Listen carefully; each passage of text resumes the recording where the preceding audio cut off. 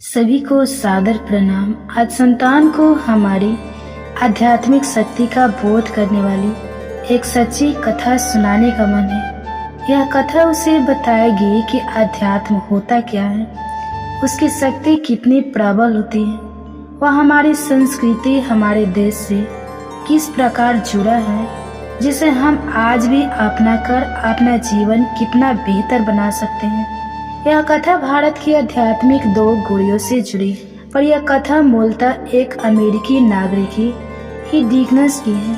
आइए कथा प्रारंभ करें। जनवरी 1936 का समय था, जब भारत के आध्यात्मिक गुरु परमहंस योगानंद जी के संस्थान में क्रिसमस का सेलिब्रेशन चल रहा था। उन्होंने अपने सभी शिष्यों को कुछ तोहफे दिए और एक विशेष तोहफा अपने एक शिष्य ई डिकिंसन को भी दिया।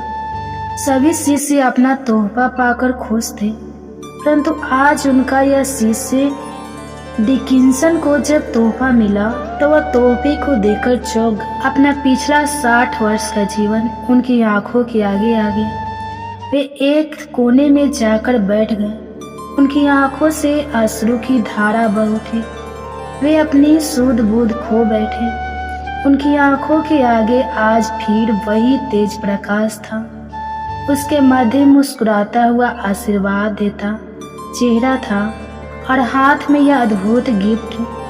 कुछ समय बाद जब ई डिकिंसन जी को अपने गुरु परमहंस योगानंद जी से अकेले वार्तालाप का समय मिला तो उन्होंने अपने आप को संभाला और योगानंद जी के पास गए। उन्होंने उन्हें उनके दिए तोहफे के लिए धन्यवाद किया। साथ ही बोला, गुरुदेव, मैं पिछले 43 वर्षों से इस तोहफे की प्रतीक्षा कर रहा था। गुरुदेव, मेरे जीवन की इस यात्रा को आज से पहले मैंने किसी को नहीं बताया था। आज आप ही को मैं यह कथा बताना चाहता हूँ। गुरुदेव, बात उस समय की है जब मैं माँ 5 वर्ष का था।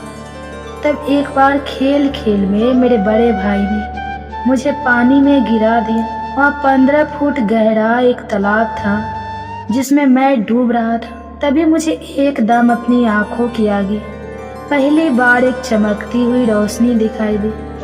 उस रोशनी के मध्य में मुस्कुराता हुआ, निर्भय करता हुआ एक सौम्य चेहरा दिखाई दिया। उसी पल मैंने अनुभव किया कि अब मेरे भैया और उनके कुछ दोस्त पेड़ की टहनी को नीचे डालने में समर्थ हो गए हैं और मैं अब उस तालाब से बाहर निकल गया। कुछ प्रारंभिक उपचार के बाद मैं बिल्कुल स्वस्थ भी हो गया। 5 वर्ष की आयु में उस घटनाक्रम को मैं किसी को पूरी तरह बताने में समर्थ नहीं था, पर उस रोशनी में चमकते हुए चेहरे को मैं कभी नहीं भूला था।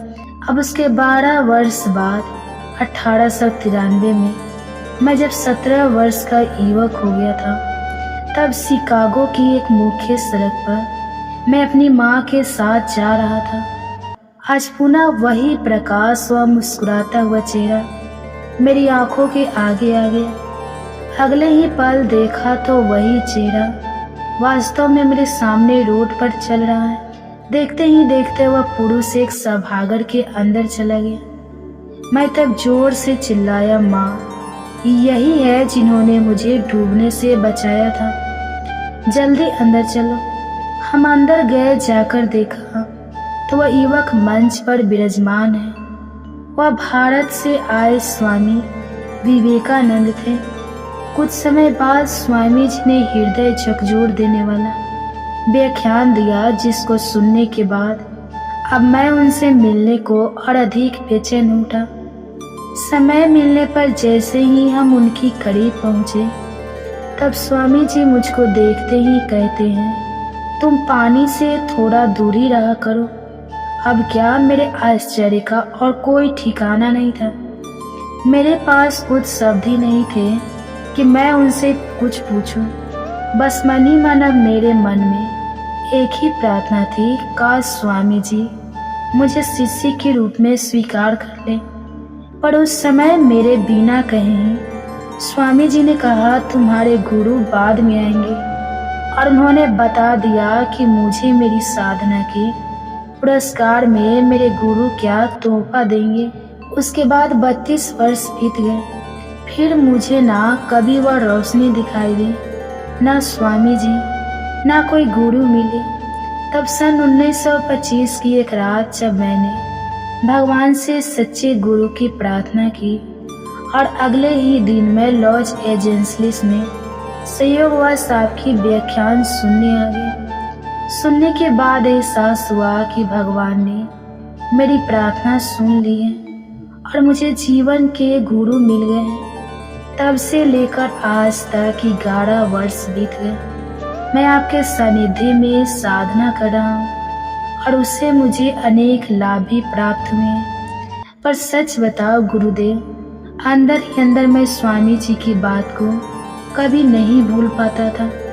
उन्होंने जो कहा था कि तुम्हारे गुरु तुम्हें यह विशेष तोहफा देंगे, वह मैं हमेशा सोचता था कि क्या वह इसी जीवन में संभव है।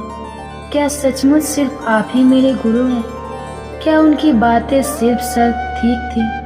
सच क्या है, पर गुरुदेव आज आपने मेरा जीवन धन्य कर दिया। उन्होंने मुझे उसी समय कहा था कि वे तुम्हारी साधना के उपहार में एक चांदी का गिलास देंगे और आज आपके सानिध्य में मेरी 11 वर्ष की साधना पूर्ण होने के बाद आपने मुझे वही चांदी का गिलास दे दिया है। हे गुरुदेव, आज मैं भारत की आध्यात्मिक शक्ति के आगे भी नतमस्तक होता हूँ, जिन्होंने मुझे 1993 में ही, जिस वर्ष आपका जन्म ही हुआ था, उसी समय मुझे यह कह दिया था कि तुम्हारे गुरु बाद में आएंगे और मुझे यह चांदी का गिलास तोहफे में देंगे। सचमुच गुरुदेव धन्य हैं आप, धन्य है स्वामी जी, धन्य है आप लोगों की यह आध्यात्मिक शक्ति। समझे मेरे बच्चे, यह एक बिल्कुल सच्ची कथा है जिसमें एक अमेरिकी नागरिक को हमारी आध्यात्मिक शक्ति ने छुआ था। मुझे लगता है यह कथा तुम्हें जीवन का एक नया आयाम देगी। तुम्हें बताएगी कि अध्यात्मक मात्र पूजा पाठ या कर्म कांड नहीं होता, बल्कि जीवन का एक ऐसा सच है जो बताता है आत्मा अजर अमर है।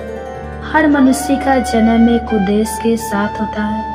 हमारे गुरुदेव त्रिकालदर्शी होते हैं, भूत भविष्य और मान सभी को जानने वाले होते हैं। उन्हीं के सानिध्य में हम वास्तव में इस आत्मा से परमात्मा तक का सफर पूर्ण करते हैं। आज भी विज्ञान के लिए जो समझना भी मुमकिन नहीं, वह कार्य, समय, परिस्थिति, स्थान से परे हुए आध्यात्मिक शक्ति के बल पर सहज ही कर लिया करते थे।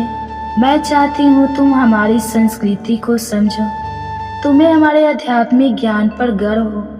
तुम अपने जीवन में सही मार्ग पर चलते हुए अति श्रेष्ठ जीवन जियो, एक गौरवमय पूर्ण तुम जीवन जियो। मेरे बच्चे, एक बहुत ही श्रेष्ठ जीवन तुम जियो। आप सभी का बहुत बहुत धन्यवाद।